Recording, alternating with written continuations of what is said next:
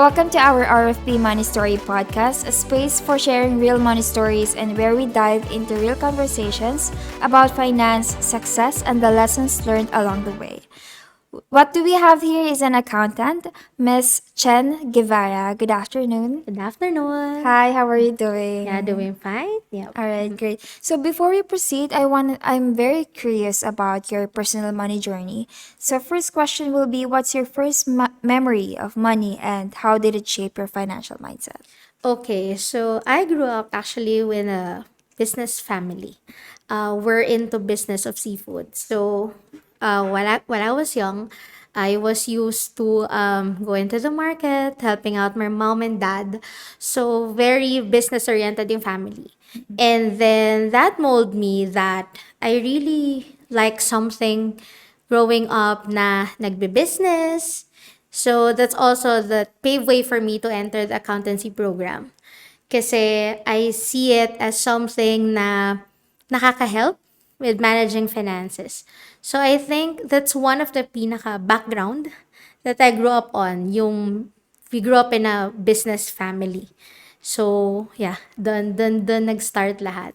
Okay, so with that background, growing up, ever since you started college, graduated, and being an accountant, ano yung mga financial lessons na sana nalaman mo or natutunan mo even before na mas magiging helpful in your future or in the present? Okay, so I think I have a lot of financial lessons kasi my mom, ang tag dito, they teach us the value of money. Since we grew up na business income, so when we say business income, this is not something like the 15th, 30th that we can get it right away. So you really need to work hard for it. So yun yung isa sa mga, I think, financial lessons na kailangan mong magsikap so that you'll have money, and then yung hindi ka mag-uubos biyaya. Kasi baka today, maganda yung business, and then tomorrow, hindi maganda. Especially when pandemic hit. So when pandemic hit, ang daming incomes affected. And I think that's one of the good things na financial lessons until now, may apply natin na during rainy days or during, yun nga, they say kapag corporate employee ka, the petsa de peligro. Yeah, when we say the petsa de peligro, kailangan meron ka na si-save. And for me, I think one of the lessons as well is that I make sure I have dati, 100 pesos sa wallet ko. Kasi yun yung parang lifesaver mo. Whatever happens, 100 pesos is 100 pesos that time. And now naman, syempre, due to price increase and inflation, 500 na. So I think yun yung isa sa mga lessons. Lagi kang may pera sa wallet. Kumbaga, kung sa sasakyan, hindi mo pwedeng iiwan ng walang gas yan. In the same way na sa wallet mo, alam natin, eventually, mauubos yan eh. Daming gastos and everything. Pero you really have to make sure you have 100 or 500 pesos sa wallet mo as much as possible. Kasi yun na yung parang fuel mo eh. Yun na yung pantawid mo. So I think first, yun, yung i-make sure mo na alam mo yung importance ng money. You're working hard, not because lang may pera ka.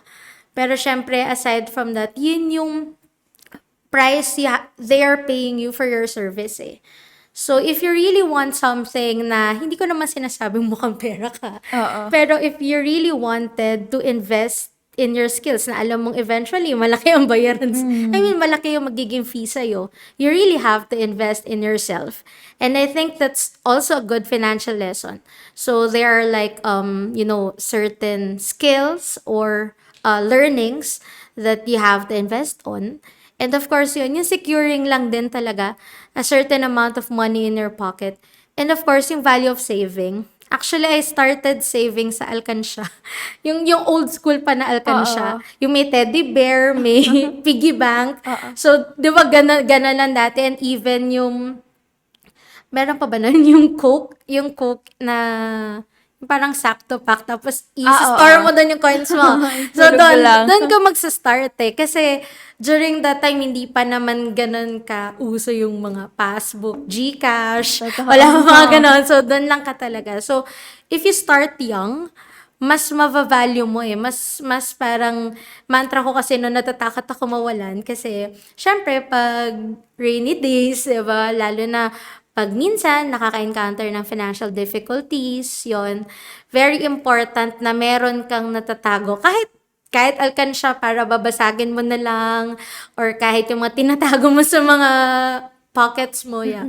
I think yun. Yun Okay, yung so ever since na binibigyan ka ng allowance, nagtatabi ka talaga ng pocket money every yes. time. Yes. Up until na, habit mo siya. Up until now. And also, I think if few of my college friends can hear this, I think yung tinatawanan nila ako every time na maglilista ako ng expenses ko, I have this notebook with me na lagi ko nililista kasi my baon that time is 150 pesos. And then automatic, the 50 pesos is wala na. So, yung nakatabi na siya. So, I have to work on with 100 pesos. So, I list everything. So, parang feeling ko, dun ko siya, until now na nag-work ako, ginagamit ko pa din. Yung nililista ko lahat ng expenses ko, nililista ko lahat ng dumating sa aking money. Kasi feeling ko dahil lumaki nga din ako sa business. So, very na sa akin, parang normal na yung kailangan maglista ka, kailangan alam mo kasi napupunta yung money mo. Yep. You run a family business or you have your own business na? We have a family business. So, kumbaga, I work there as their accountant. Yep. And aside from that, I have my own corporate job.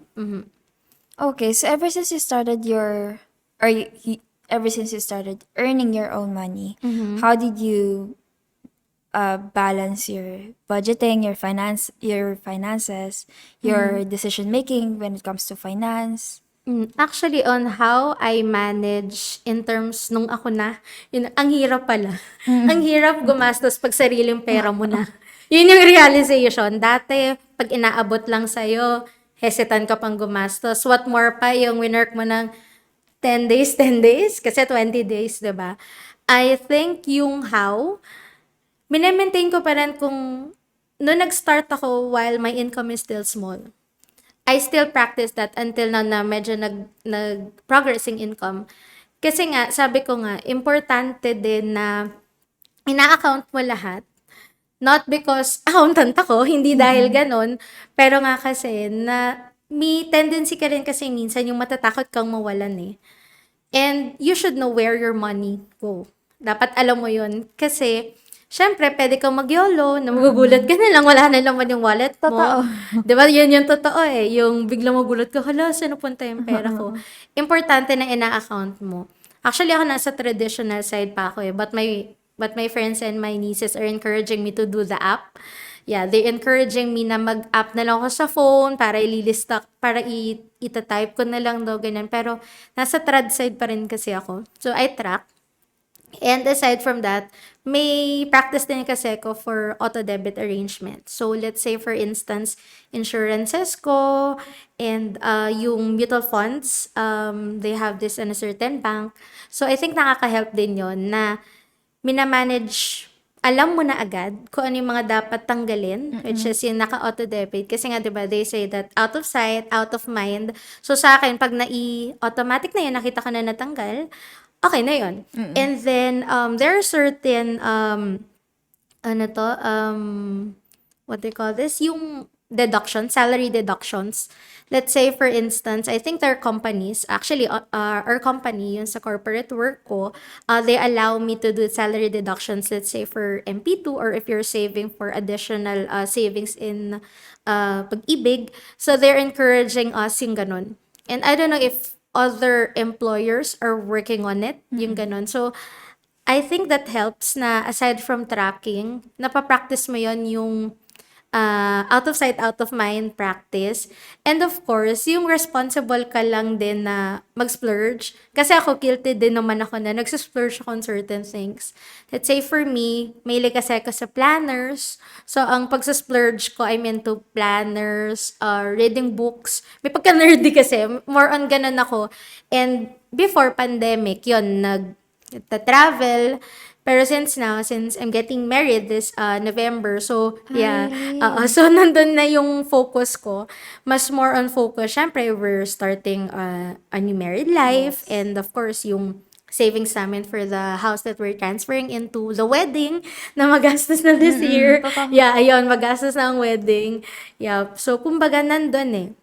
And also, securing yung mga, let's say, yung mga investments na not necessarily big investments, but still yung makakapagtabi ka lang for the future. Yep. Yeah. Alright, is there a situation or a time na dumating ka na zero ka talaga, yung downfall financially? Or is there any turning point in your life financially, and how did you recover from it? Okay, so as to the turning point, I think I experienced yung credit card debts. Yep, I think that's one. And during that time, syempre, pag first time credit card holder ka, 'di ba? Parang kaskas ka lang ng Oo, kaskas, swipe ka ng gano'n. swipe. And then nare-realize mo, hala, ang laki na ng gastos ko, gano'n. And yun yung parang turning point ka na, ay, teka lang, parang masyado ka na-excite magka-card. So, during that time, ginawa ko was, nag-lock ako ng cards kasi pwede siya, di ba? Pwede siya ilalock mo yung credit card mo para temporarily hindi mo siya magagamit. And doon talaga, parang inuna ko muna yung certain na debt na yun na ma-pay off ko. And then sabi ko, tama na. Hindi kasi once you get used to using it, yung kaskas ka ng kaskas, parang mahihirapan ka ng mag-discipline.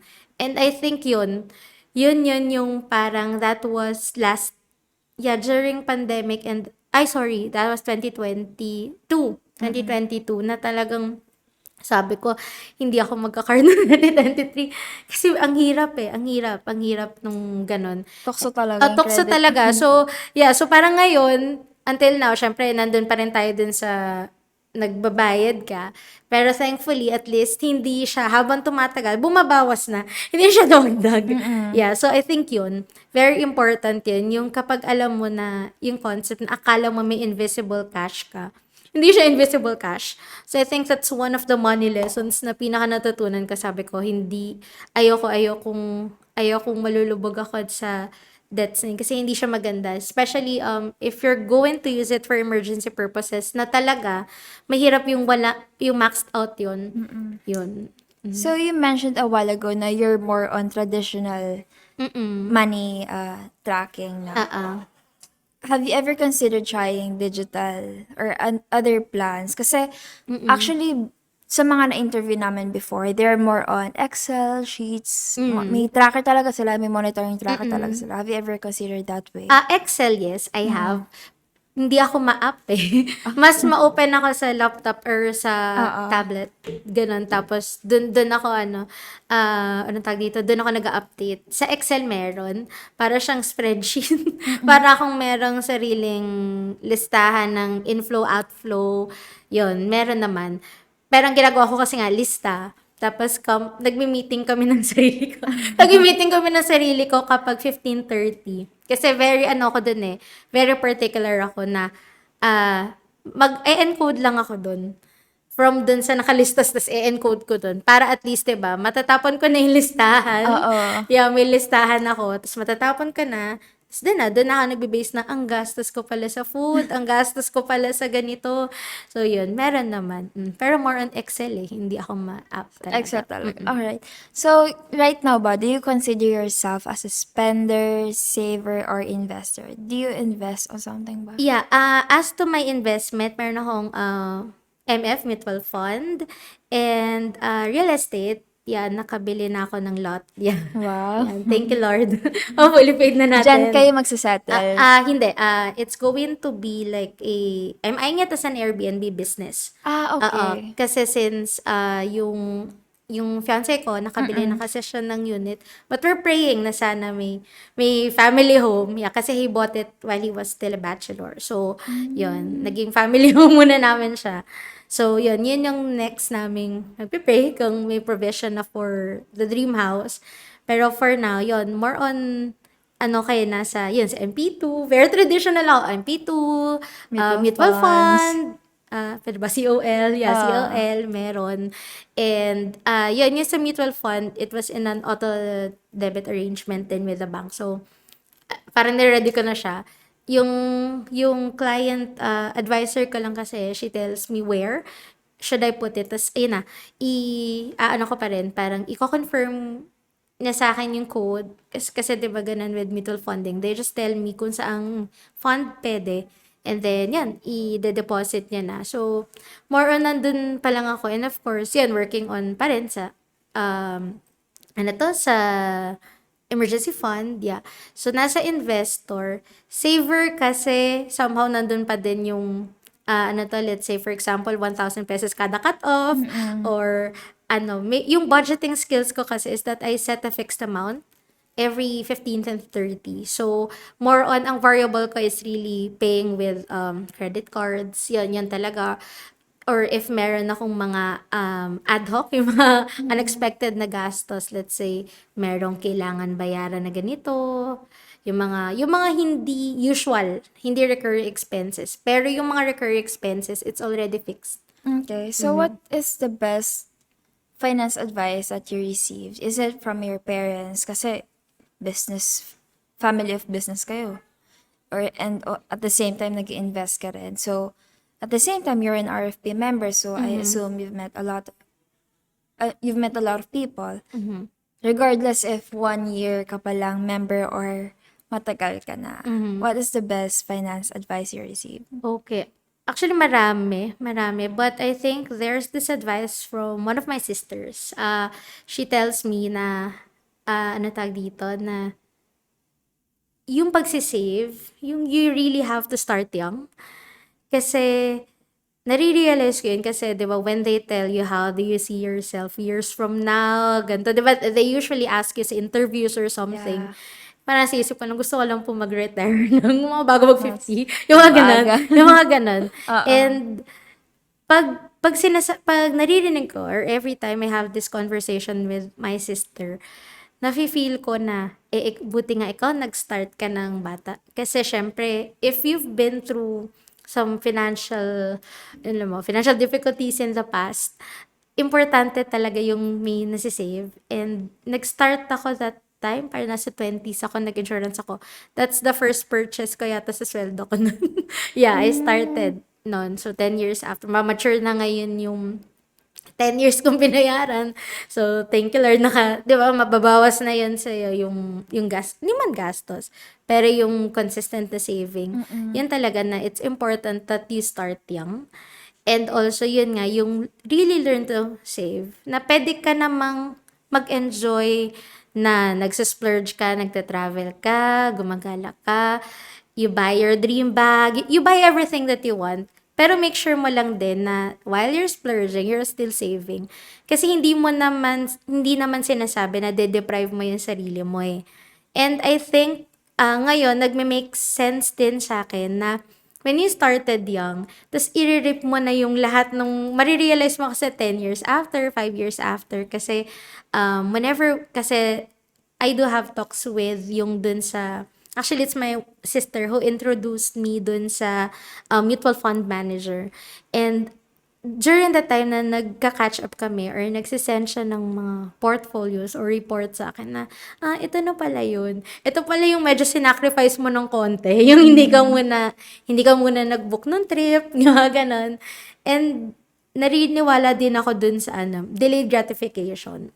Na, I don't know, pero kasi personally ako naman din kasi, and hindi naman din ako sobrang hindi ako maluho. Like, hindi ko concern yung may bago akong bago yung usong shoes or something. Hindi ko kasi siya thing. Parang sa akin, okay na ako dito as long as di sira. Yun. Oo, tama. And kung hindi naman kailangan, wag mong bilhin. Yun, I think first is yung habang bata, start ka na talaga mag-save. Kasi the more na tumatanda ka, the more na ang dami mong expenses, the more na ang dami mong the more na nagmamahal, let's say, insurance, yung mga ganon, ang daming, especially now. So, yun talaga, save ka, start ka early. And, wala namang maliit or malaki na sinisave. As long as matuto ka mag-save. And, pwede ka namang mag-enjoy kahit pwede ka namang mag-enjoy na habang nagsisave ka. What about investments? Nakapag-invest ka na ba into something na it didn't work out? Parang wala pa. Kasi hindi ang ugali ko kasi is more on conservatives. Hindi ako masyado into investment na sketchy. So, ayun. Thank you, hindi pa ako nabibiktima. Hindi pa. Lalo na ngayon na maraming crypto. Yeah, Then medyo delikado yung stocks ngayon. Hindi. But I think yung sa stocks, they tell me lang na syempre mababa ngayon. Most of us are scared kasi nga feeling natin most of our investments are pababa. But the good thing daw doon is mas marami ka mabibili. And I think there are just some factors affecting it. Yup, for now. But yun, being optimistic lang na yun, yung make sure mo lang din talaga. I think it's important that you know yung kung saan ka nag-i-invest. You personally know what you're going into. Kasi important siya. Na let's say, kunwari, kung di ka comfortable to invest in stocks ng directly, there are different venues, 'di ba? Merong bank, merong parang mga third-party providers na okay naman, 'di ba? They're doing the work for you. So I think that's also important that you know those things. Ayun nga, yung risk and reward na sa Yes. stocks. Ano yung perception mo about that? Okay, since ako kasi, as to the risk and rewards, I'm not into trading. I'm more into investing. So, let's say, holding period. So, sa akin kasi, syempre, it's true that the higher the risk, diba, the greater the rewards, they say, and the other way around. But for me, it's really more of, dapat alam mo yung purpose mo while you're doing it. Are you the type of person that you just want to trade it? Meaning, buy ka lang and then you sell later on or on the next day. Kasi I think they have this like copy traders and stuff. I don't know. I think that's for foreign.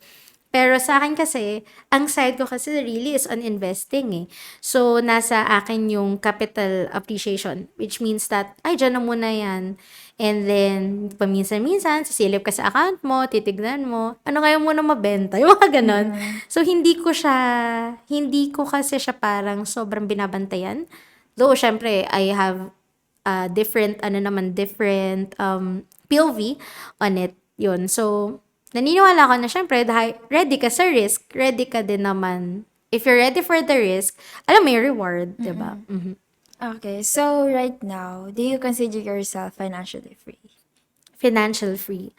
I can say na hindi pa. Pero I can say na in terms of the literacy towards it, yes. Kasi through the years, ang dami mo natututunan eh. Especially pag yung my mantra that time is I don't want to live paycheck to paycheck. Ayoko nung ganun. Gusto ko kahit paano yung meron ako natitirang spare money. Kasi very important. In terms of financial free kasi, yung being financial free kasi is, they say, syempre, you're free of debt. So, I think yun. But, in terms of the financial literacy, I can say yes. Pero di ka pa financially, debt free. Hopefully this end of December. Wino-workout Yes. pa? This Okay. December ang aking ang aking So, ano yung money goal mo na currently wino-workout mo rin ngayon? Okay, currently na wino-work on ko was the emergency fund. Kasi syempre kapag may mga certain na alam mo yung importante na meron ka na paghuhugutan for rainy days. So I think that's one. And also we're of course still saving up for the marriage fund kasi that's another fund na ilalagay ko ulit. Yep. So yan. Okay, so regarding to, kasi, 1 year ka pa lang sa RFP. How did you discover RFP and what motivated you to join RFP? Okay, so I started, I joined the class last May. And then what motivated me is that since I was having financial difficulties, I consulted a co-RFP. Yeah, actually I messaged her and I told her that I will mention her here. Si Miss Mariel Bitanga, she's from Simply Finance PH. And I consulted her kasi sabi ko I really wanted to work on the credit card debts. So during that time, I consulted her. And then that paved way for me. Sabi ko, I like what her doing. Kasi it parang na there's this person that you can freely talk about money. That we can discuss it without judgment. Like, ito yung cash ko, ito yung ganito ko. Kasi she gave me like the list, like a workbook na gagawin ko.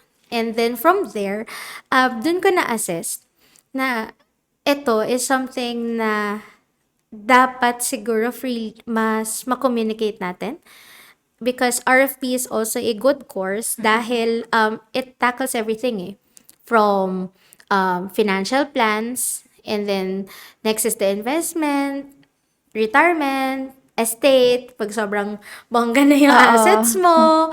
And I think, yeah, insurance planning, yun yung mga natatandaan ko But I think dahil dapat maalis, hindi lang siya dahil when we say kasi 'di ba RFP, they're looking at it ay insurance, hindi. It's also these people, they're the right persons to talk to with money kasi they studied it. 'Di ba? Pinag-aralan. I think it's 6 or 7 Saturdays if I'm not mistaken during that time. Tapos may paper pa. So, yung during that time na nakakapag-discuss kami ni Miss Mariel about it, dun ako parang sabi ko, na-enjoy ko siyang gawin dahil natututo ka And then, I found out RFP that time kasi na-curious ako dun sa title ng RFP. And then, sinearch ko siya. Tapos, yun, last May 2024. Actually, I saved up for that ng December. Yeah, a part of my 13 month na ininvest ko siya sa RFP.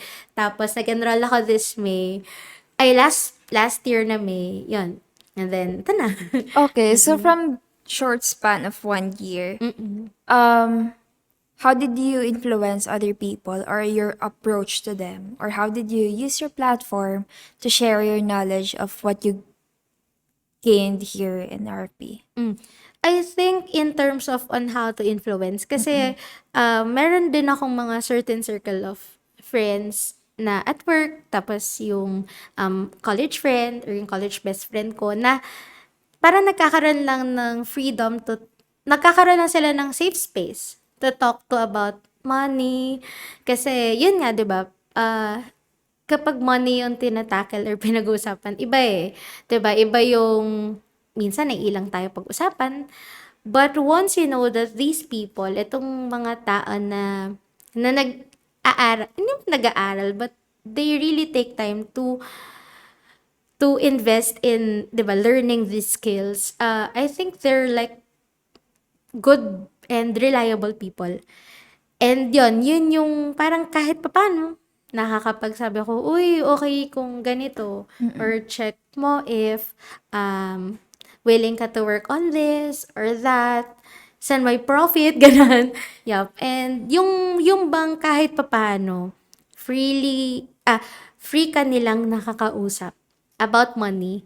I think yun yung isang good influence More than dun sa parang they see you, ay, RFP. Hindi Yung ikaw yung safe space ng tao na to talk with money. I think yun yung pinakamaganda din na influence. And kasi then, nagsa-story din ako before that I am working on with the RFP course. So, a lot of people, ano yan? Ano yan?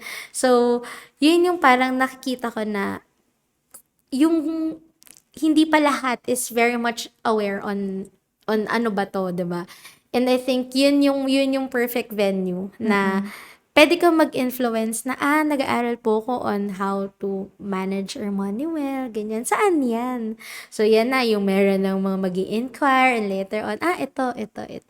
Okay, so nagkakaroon ng one-on-one communication. Yes, with friends. Okay, so paano mo siya ini-introduce aside sa nakakatulong siya sa'yo financially financial planning? Okay, paano ini-introduce yung RFP or Yeah. Okay, yung RFP kasi I introduced it before na sabi ko I'm into kasi sa financial plans. So dahil nga into ako sa parang disi mo akong pera. Yung ganun, yung mga money talks. Oo. Very ano ko dyan, yung kung saan pwedeng rumakit, saan pwede yung profit, ganyan. Ini-introduce ko siya sa ganung way. And ano yung naaral niyo dyan? Ganyan. So, syempre, ano yung goals mo? Dililista mo lahat ng gusto mong makuha. Lista mo magkano yung gusto mo ma-save sa bank account mo, magkano yung travel fund mo. Tapos from there, doon na nila na, okay. Tapos pag may tanong or may question sila, syempre, dun ka na papasok na, ito yan, ganito yan. Pag mag invest ka, ito yung magiging value mo or sa insurance mo, check mo yung, kasi di ba meron din yun yung parang checking your insurance policies, they have this class too. So yun, check mo lang. And more of really, ano lang, ini-introduce ko siya na ano yung benefit ng pag-RFP. Kasi helpful talaga siya. Yun, it's a good investment.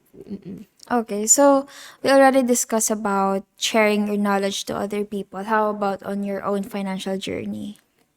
On how do I apply my Your knowledge gain here in RFP in financial planning. Okay, as to the knowledge, I think big help yung portion for the financial planning. Kasi I'm the type of person na marami akong gustong gawin.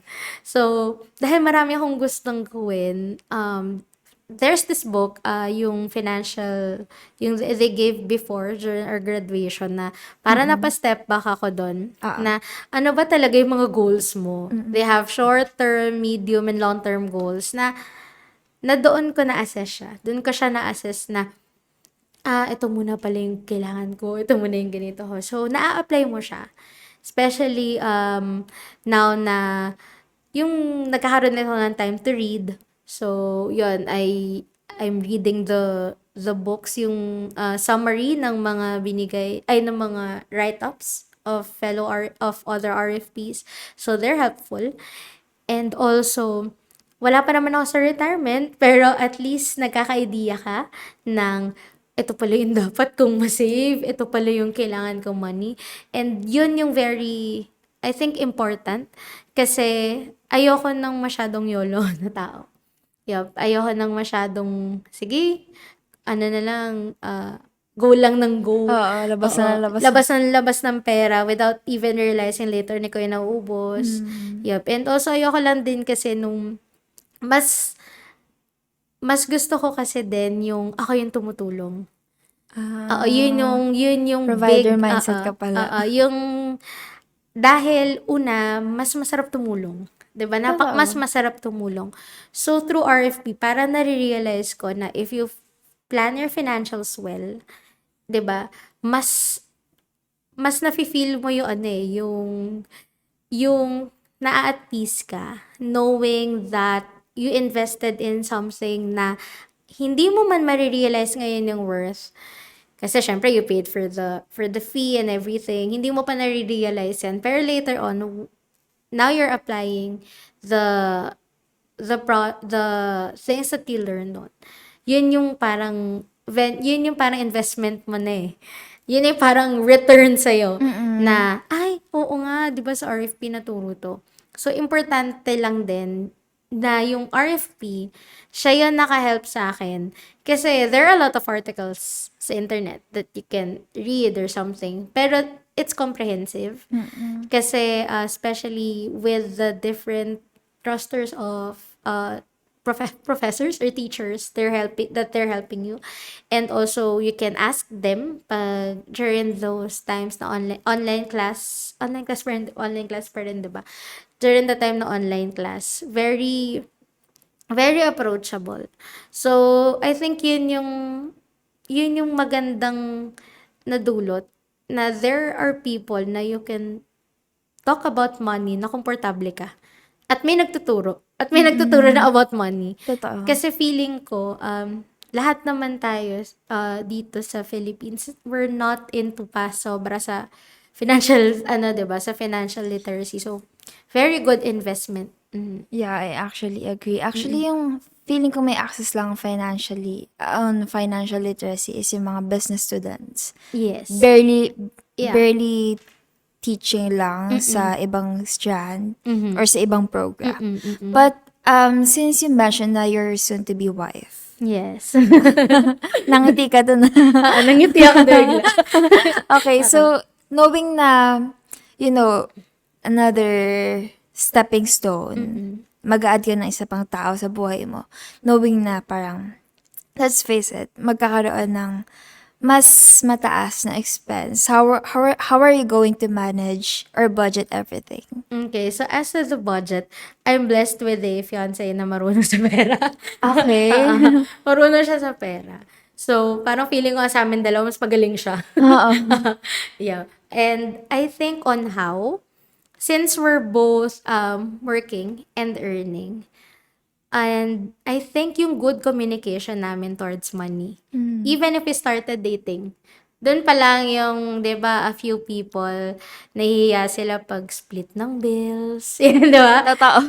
Di ba, pag date, medyo best foot forward ka pa eh. Yeah. Pero during that time na dating, or actually nung naging mag-boyfriend-girlfriend na kami, naging normal na lang yung, uy, hati tayo dito. Ganun. So, I think, Matic na. matic. Or let's say, for example, kumain kami sa isang restaurant, tapos, medyo pricey. Uy, ako na to, sasabihin niya. So, okay, hindi ako tatanggi. Yung ganun. Okay. And also, with money decisions, let's say, for example, meron akong gustong bilhin. If he wants to purchase something, open siya na, okay ba to? Kasi, parang, medyo pricey siya, or mas okay ba i-buy now, pay later ko? Yung may good communication kayo with money, I think hindi siya magiging problema. Kasi, yun yung importante din sa couples. I mean, in general, hindi lang siya sa 'di ba, hindi lang sa finances. Yung pag-a-add ng person sa life mo, kasi it's a commitment eh. Once you enter into a relationship, it's a commitment. Hindi siya pwedeng ayaw mo na, balik mo na. Hindi ganun eh. Especially with marriage, hindi siya, ayoko na, break na tayo, hindi na ganun. So, a good communication, apart from, saying na having God as the center, which is true, yung good communication nyo, yun yung, I think sa akin, hindi siya magiging, I'm optimistic na hindi siya magiging mahirap. Kasi, we're talking about it na, let's say, yung payment sa house, who will do the groceries, paano yung utilities natin, paano yung fees. So, somehow, unti-unti. And with the wedding, of course, yun din. Okay, so nagsisave na kayo aside sa wedding.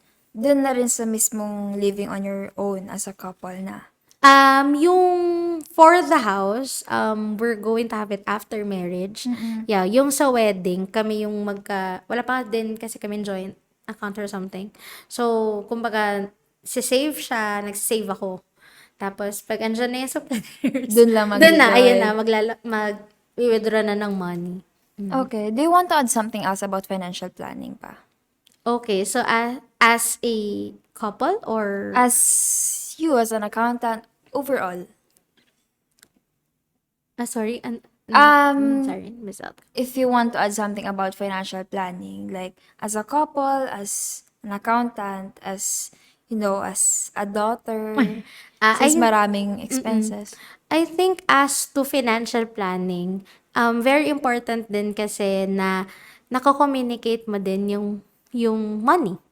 Let's say, for instance, ito yung mabibigay ko this cut off. Tapos, ito yung masisave ko. You have to tell it to your partner. And I think, yun lang yung isa sa mga pinaka-importante na aside from the communication, account mo lang. And be open kung saan ka struggling.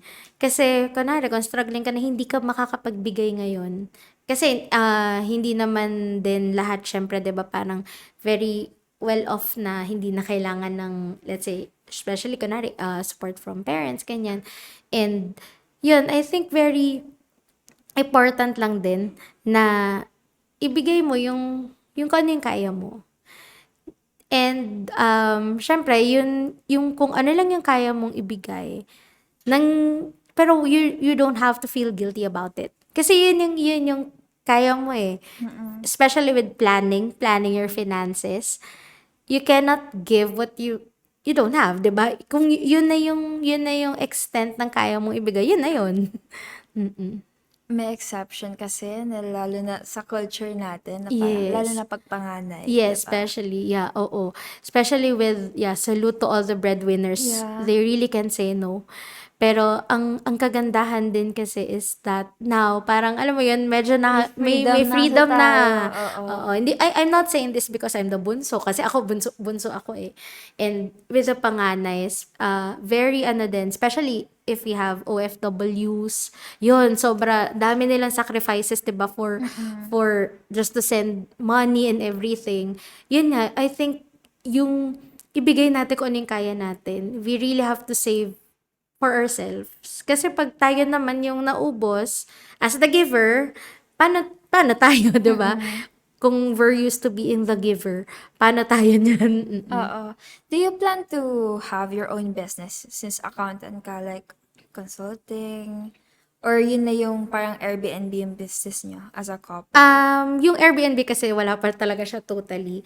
Pero, ako kasi yung mga side hustles ko lang din talaga more on ano lang eh, yung seasonal lang. Let's say for Mm. Christmas, minsan nagbabayan sila ko ng cookies, gano'n. Pero yung Ayan. something na, ano tawag dito, something na in the long run, wala pa eh. Kasi sa ngayon, syempre, hindi madaling umalis pa sa corporate job. Especially, ano, iba yung may 15:30 ka. Iba yung may Oo. 15:30 or 5:25, sorry, may 5:25 kang pay. Iba yon. Mm. Yeah, pero overall, sa ngayon, wala pa. Oo, wala pang other side hustles and stuff.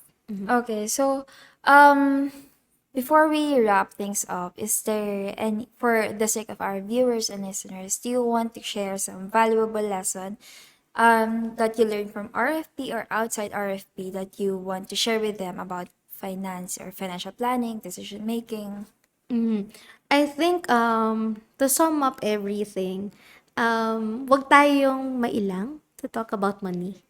Because, if you have a good communication with money and may good relationship ka kay money, hindi kayo, not necessarily nag-uusap kayo ni money ha, pero yung bang na-account mo, and then, as much as possible, let's work on yung literacy sa money. And also, yung iva-value mo yung mga learnings, especially kasi sa RFP din, ang daming, ano eh, ang daming topics. And then, there's this certain topic na masastruck ka. Yun. And also, yung hindi porke nasa ibang field ka, let's say for instance, ako I'm a practicing accountant. Hindi ako nasa other, or let's say I am an accountant, I am an accountant, nasa business field ako. Ako lang yung pwedeng ako lang pwede mag-RFP. No, hindi. Kasi there are different fields and there are different types of people. Actually, during the graduation, I met some, she's into sales, tas yung na-meet ko isa, she's an insurance advisor. So, kumbaga, iba-iba yung fields. And also, if you can invest in this type of course, kasi maganda siya eh. And later on, yeah, I realized lang din na later on, pwede ko rin siyang gawing, di ba, gawin mo siyang venue, or gawin ko siyang, parang free or consultation something. Kasi nga, pwede mong pag-usapan, especially with the millennial age, millennials. Sa millennial pa ako. Yun, yung nasa millennials age na may pagkayolo tayo, ganon. Oo. Pwede naman natin pag-usapan ng money ng comfortable, 'di ba? And very important 'yun.